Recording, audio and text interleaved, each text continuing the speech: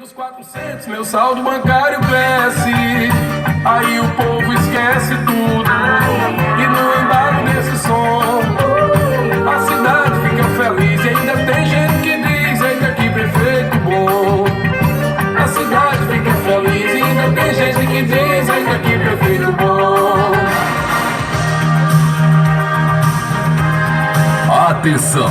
O programa que você vai ouvir agora não é aconselhado para quem gosta de mentira, de enrolada e de safadeza, como também não é aconselhado para quem se acha burro, pois só as pessoas inteligentes gostam de ouvi-lo.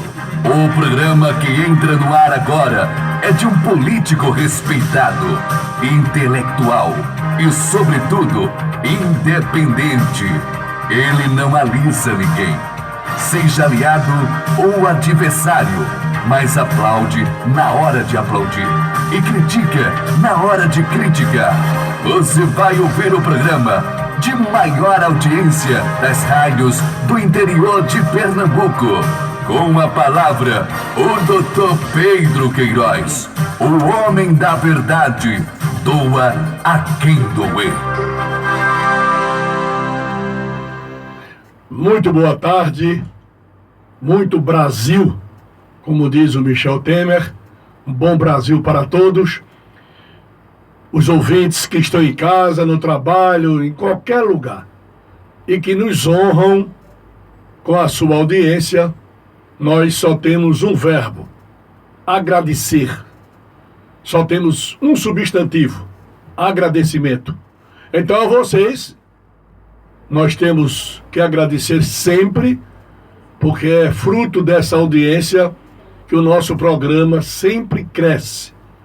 E vem crescendo muito, ocupando todos os espaços dessa radiofonia, não só em Pernambuco, mas fora também. Estados como a Paraíba, algumas cidades que ouvem Pedra de Fogo, as pessoas telefonam, mandam bilhetes dizendo que estão ouvindo, e nós temos que agradecer mesmo. É muito bom saber que está sendo ouvido por alguém, que nós não estamos no deserto, mas estamos sim fazendo uma pregação cívica, às vezes político-cívico-religiosa, às vezes político-cívico-científica, às vezes uma pregação pluriforme. Isso é o caminho que eu escolhi, sem trazer assunto determinado e na hora, de acordo com o que eu vou falando, os meus limitados neurônios vão me enviando mensagem, como eu faço para alimentar o YouTube, depois ele faz o Facebook. Então o meu Facebook orgânico são os meus neurônios, eles vão me alimentando e vão dizendo o que é que eu devo falar. E aí, na hora sai, feito cantador de viola. Cantador de viola, você dá o mote e o cara cita. Agora, tem que ter cuidado, porque todo cantador de viola, nem todo ele também merece aquela atenção. Houve um que o cara deu um mote a ele sobre Pedro I e falou, disse: faça um mote com Pedro I. Aí ele disse, no mote, levantou, puxou a viola e começou a cantar, dizendo que o mal de Pedro I foi ter traído Sansão no mês de janeiro, vê? Sansão foi da época antes de Cristo, que brigou com os filisteus. E Pedro I agora, há pouco, de 1820, 22, 20, e ele então juntou Pedro I, botou o mês de janeiro, que não existia naquela época, e jogou Sansão na parada. Aí tem que ter cuidado. Eu sou repentista, mas o mote que me derem é um mote que tem que ter atenção, né? Um mote muito ruim para repentista, quando você fala em cinza, eles não gostam, porque é difícil encontrar uma palavra para rimar com cinza. Tem outra palavrinha também que eles não gostam. São duas ou três que eles ficam meio atravessados, porque apesar de serem inteligentes, criativos, mas uma ou outra palavra atrapalha, né? E o cinza, pelo menos, eles têm uma dificuldadezinha. Mas eu quero aqui, aproveitando, já que a Deilton e sua esposa Eva, que coordenam também este programa, me entregam logo aqui um recado para que eu mande um grande abraço para Miguel, para Chapulim, Colorado e para Ligeirinho. Eles estão no sítio Boto, ouvindo este programa. Então, Miguel, Chapulim, Colorado e Ligeirinho, eu só tenho que agradecer a vocês, porque vocês me ouvem e, em me ouvindo, estão me fornecendo oxigênio. Não é por osmose. Osmose é quando você toca um no outro. Você apreende por osmose o toque, né? Corpo a corpo. Mas aqui, pelo menos, é pelo éter, né? A audiência que você tem. Então, você, pelo éter, você manda esse oxigênio para mim. Cada ouvinte que me ouve, me abastece com oxigênio. Cada um. Isso me fortalece. Faz com que meu coração bombeie para o cérebro o oxigênio, que é o que movimenta o cérebro. É o que dá vida ao cérebro. Né? Nós temos cerca de 258 ossos, salvo engano, mas o cérebro é o mentor de tudo. Quem tem uma cabeça boa, coordena todo o corpo. Você é capaz até de andar, se tiver com um problema na perna, se a sua mente for boa, se a sua consciência for boa. E ainda na esteira dos agradecimentos, mandar um grande abraço para a Cícera, tia Cícera, que é a tia de Margarete, e é a tia também de Manuel, de Margarete. E Manuel que está comigo aqui hoje, Manuel Corrêa de Queiroz Neto, ao lado de Sueldo Queiroz. E Manuel tem o nome de meu pai, que era um homem inteligentíssimo. E então homenageei botando o nome de Manuel Corrêa de Queiroz Neto. E Sueldo, que sempre está aqui, é o assessor efetivo, já tem carteira assinada e sempre está acompanhando aqui. Então eu quero mandar um abraço para a Cícera, que está nos ouvindo, agradecendo pela audiência. Ela que é uma pessoa inteligente, é irmã de Dona Dalva, a mãe de Margarete, Fátima, Elizabeth.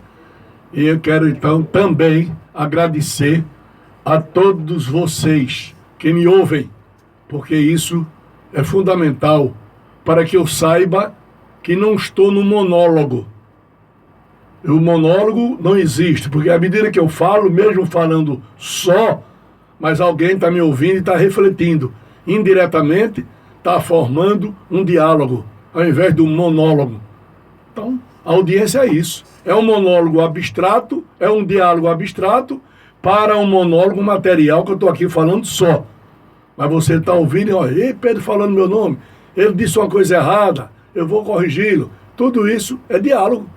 Não é um diálogo presencial, mas é um diálogo virtual. Quem está lá, eu não estou vendo, mas está me ouvindo. E eu digo sempre, quem fica à frente de um microfone de rádio tem que ter muita responsabilidade. Ontem eu encontrava com o Severino Roberto, secretário de Meio Ambiente, e ele dizia que estava na prefeitura, chegava um pessoal lá e dizia, mas Pedro falou no meu nome, foi, eu não sei, foi o que ele disse, ele, não sei, vamos ver. Aí foi para o Face e abriu, vamos escutar o programa de Pedro novamente. Aí escutou meu programa, tá vendo? Como é bom esse programa ter tudo isso, porque o cara tira todas as dúvidas. A pessoa disse, mas é mesmo, esse assunto que eu imaginava, ele não tocou ontem à noite. E muita gente, Fernando Versosa, médico, um querido médico vitoriense, e outras que eu não vou citar para não ser indelicado com milhares de pessoas que ouvem o programa. E comentam comigo, quando me encontram, Zé do Posto, gente simples, do Posto de Antão, gente simples, vem e diz a mim, Pedro, eu gostei, você falou isto, falou aquilo, e foi muito bom. E nós estamos hoje no primeiro dia de uma espécie, não é uma nova república, mas é uma espécie de uma república renascida. Não sei até onde vai. Não sei se esse renascimento vai prevalecer por algum tempo. Eu não sei se esse renascimento vai vigorar e vai dar ao povo aquilo que o povo imagina. Eu não, acho que todos nós estamos ainda em dúvida a respeito do novo governo. Mesmo provisório, juridicamente é provisório, que é por 180 dias, até 180 dias, mas a tendência é ficar definitivo. O pessoal diz nas esquinas, nos bares, as pessoas que são ligadas em política, comentam, aí diz gozado, Lula foi nomeado ministro, chefe da Casa Civil, e o Supremo Gilmar Mendes proibiu dele ser ministro, porque ele estava com um inquérito na Lava Jato. Não era réu, que uma coisa é você estar respondendo ao inquérito, mas não é réu, porque o Supremo não acatou ainda. Então, dizia-se que ele estava querendo burlar a justiça para pegar o fórum privilegiado. Quando passa ministro, ele sai da justiça de primeiro grau e vai para o Supremo. Só o Supremo pode condená-lo. Aí não deixaram o Lula tomar posse como ministro. Agora o Temer assumiu e tem 4 ou 5 ministros, todos enrolados no Lava Jato. Aí vem aquela velha pergunta, também deviam não assumir, para que não caiam, porque à medida que são nomeados ministros, eles estão dentro desse âmbito do chamado foro privilegiado. Ora, são 2 pesos e 2 medidas. Esse é o judiciário. Infelizmente, não devia ser assim, mas está sendo. Está sendo. Porque alguns ministros de Temer estão enquadrados. Romero Jucá, enquadradíssimo. Esse já é antigo, é da velha guarda. Mas tudo enquadrado. Mas tomou posse todo mundo. E não foi, ninguém foi molestado. Eu não sei com que cara esses ministros se apresentam, mas se é o Brasil, é a República, não é? A gente fala em República e eu me lembro de Senado, antigamente, no ano 44, 44, antes de Cristo, na época de César, os Césares, tem até um livro muito bom, Crônica Escandalosa dos 12 Césares. César é uma espécie de imperador de Roma, que Roma dominou o mundo. Muito tempo dominou o mundo. E o César, o Augusto César, o César não é o cantor, mas o César da época, esse que tenha sido governador das Gálias. Gálias era uma região que compreendia a França e a Bélgica. E depois ele foi destituído. Mas ele não voltou para Roma com medo de ser preso. Ele tinha uma tropa dele, passou o Rubicão, que é uma espécie de rio, e saiu invadindo e tomando conta de tudo até se tornar um, digamos, imperador de Roma, o César. Pois bem, nomeou um filho adotivo dele, de nome Brutus, para o Senado. Como Dilma fez. Dilma nomeou e Lula nomeou Fernando Bezerra Coelho, de Pernambuco, para ser ministro da Integração Nacional. Foi prestigiado no governo. Quando foi agora na votação, Fernando Bezerra Coelho votou contra a Dilma. Não é que fosse apoiar a Dilma, mas você tem que ter um pouco de dignidade. Agora mesmo nomeou, o filho dele já é ministro. E não tem capacidade. A gente sabe. O menino aqui um aspecto assim meio assim de mongoloide, a gente vê que não tem mesmo. Ele não está escrito na testa. Sou um pouco mongólico. Está escrito, mas ministro. E ele votou contra. Eu achei bonito o voto de Armando Monteiro. Ficou a favor de Dilma. Era ministro de Dilma, por pior que ela fosse. Mas você tem que ter dignidade das coisas. Se ele achasse que ela não prestava, se ele achava que ela não servia, não fosse ministro dela. Armando Monteiro ficou ao lado de Dilma. Ele e Humberto Costa. Humberto, claro, é do PT, mas Armando não. Fez um discurso bonito, eu ouvi, até se reportando ao pai dele, que é Armando Monteiro Velho, que era um homem que dizia: eu sou um homem de muitos defeitos, muitos, e poucas virtudes. Mas dentre as poucas virtudes que eu tenho, a lealdade nunca deixou de existir. É a lealdade. Então, eu achei o comportamento de Fernando Bezerra Coelho péssimo. Um mau exemplo. Ele não deixa uma imagem boa para a história. Que ele foi ministro, foi prestigiado por Lula, foi prestigiado por Dilma. E nessa hora, ele apunhala pelas costas. Foi o que Brutus fez com César em Roma. César pegou Brutus, porque César era um homem intelectual. Era intelectual. Pegou o Brutus e o fez senador de Roma.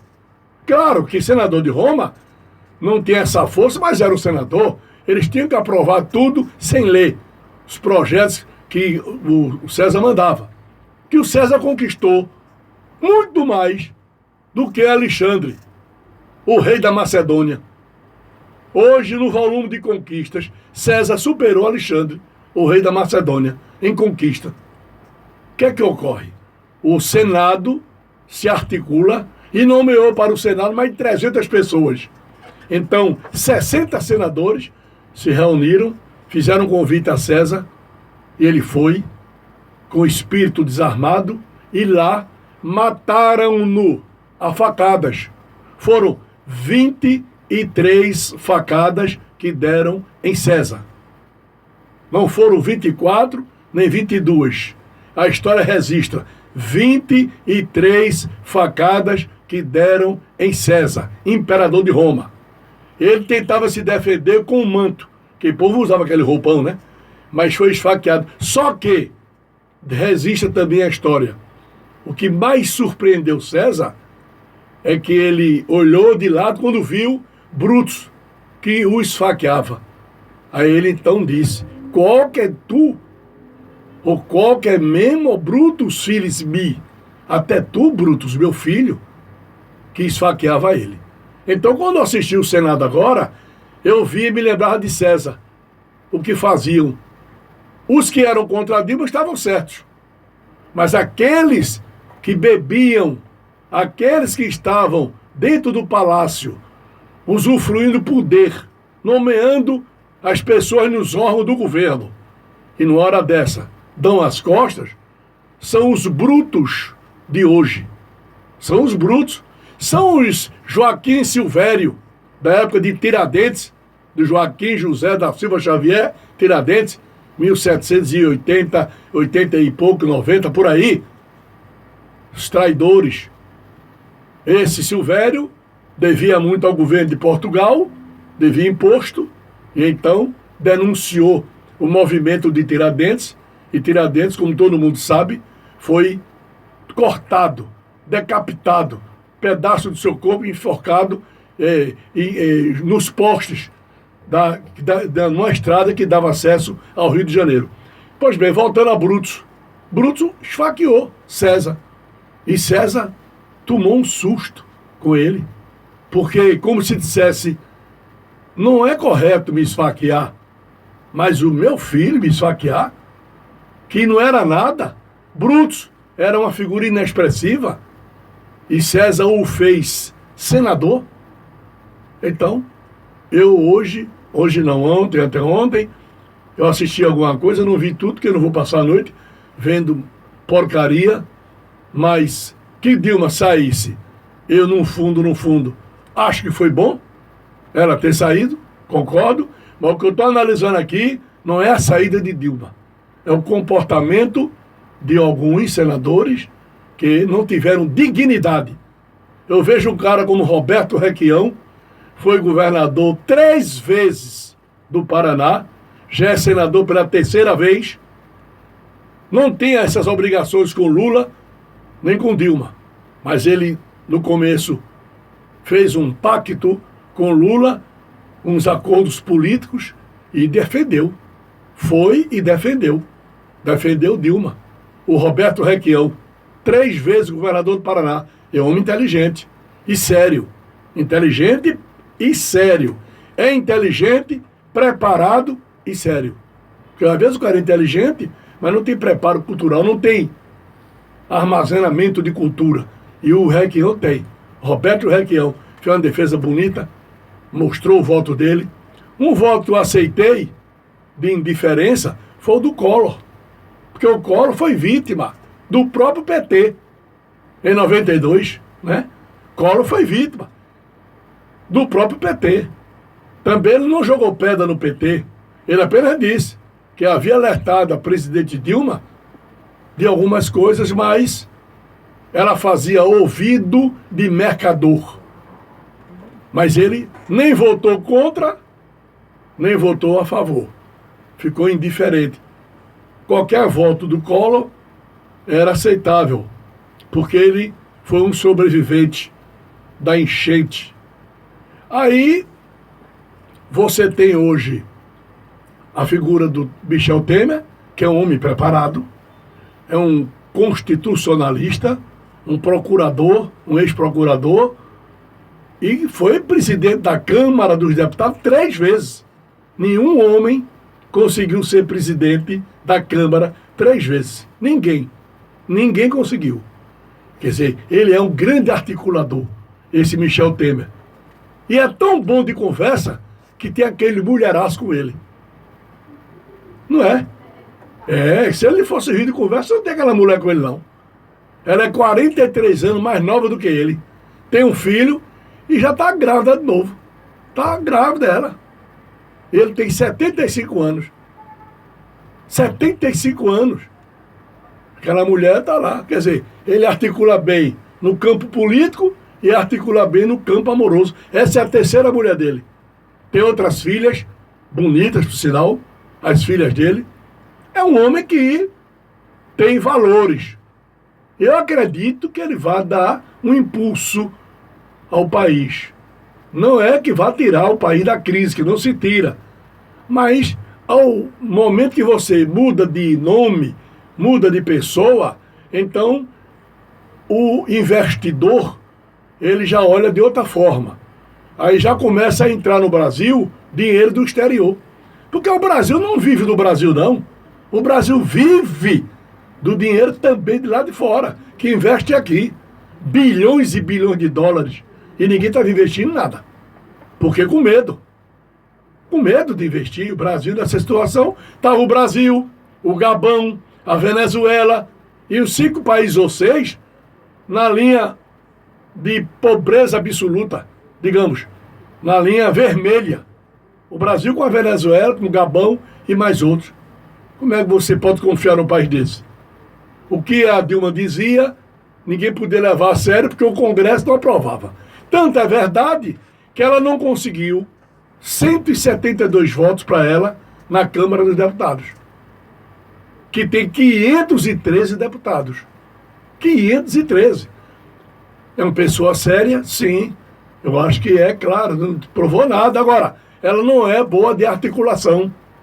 Talvez por ser uma mulher sofrida, presa, foi torturada, 3 anos de cadeia, depois teve um câncer, saiu-se do câncer. Quer dizer, é uma mulher cheia de cicatrizes.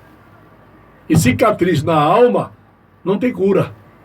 No corpo dai, que hoje tem a plástica. Mas não existe plástica para a alma. Quem foi injustiçado no passado, não tem plástica que resolva. Ele guarda aquilo. E Dilma tem isso. Mas foi importante essa saída, foi necessário que ela saísse, porque o Brasil precisa respirar um novo momento. E o Temer é o paulista de hoje, de 1902, segundo a imprensa. São Paulo agora que veio ter um presidente da República. O último presidente que teve foi em 1902. Francisco de Paula Rodrigues Alves. Foi presidente do Brasil de 1902 a 1906. Era paulistano. Esse. E ele, aí a imprensa talvez não tenha se lembrado, o Francisco Rodrigues Alves, que é conhecido como Rodrigues Alves, meu nome é Francisco de Paula Rodrigues Alves. Rodrigues Alves, depois, em 1918, ele foi candidato de novo, porque ele foi um homem que fez um bom governo, 1902 a 1906, e então foi na época que o Brasil renegociava o seu débito no exterior, chamado de Funding-Loan. Funding-Loan é um reagrupamento de débitos. E ele fez isso, conseguiu fazer o Funding-Loan, o Rodrigues Alves. Em 1918, o povo chamou, porque na época não havia, você não podia ser presidente 2 vezes, seguidamente. Você poderia ser de maneira intercalada. E Rodrigues Alves, em 1918, foi eleito presidente da República. Só que não assumiu. Ele contraiu a gripe espanhola e morreu antes de assumir. A imprensa não registrou isso. Uma vez a Veja publicou uma matéria sobre o governo de Prudente José de Moraes e Barros, não é de Barros, é e, conjunção aditiva, e Barros, Prudente José de Moraes e Barros, que foi o primeiro presidente civil do Brasil, depois de Deodoro da Fonseca, de Floriano Vieira Peixoto, foi Prudente José de Moraes e Barros, que assumiu sozinho. O Floriano não foi recepcioná-lo, ninguém.